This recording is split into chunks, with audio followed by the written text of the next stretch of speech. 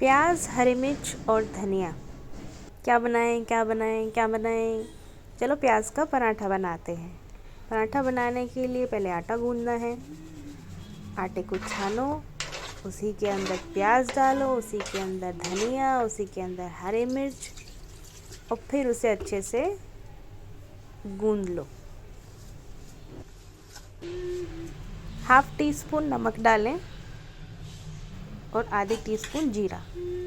जीरा ऑप्शनल है, अगर आपको नहीं डालना है तो आप नहीं डालें।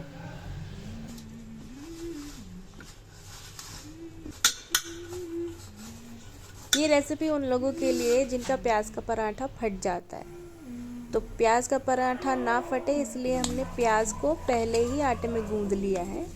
अब बस नॉर्मल रोटी की तरह उसे गोल करके बेल के और सेकना है।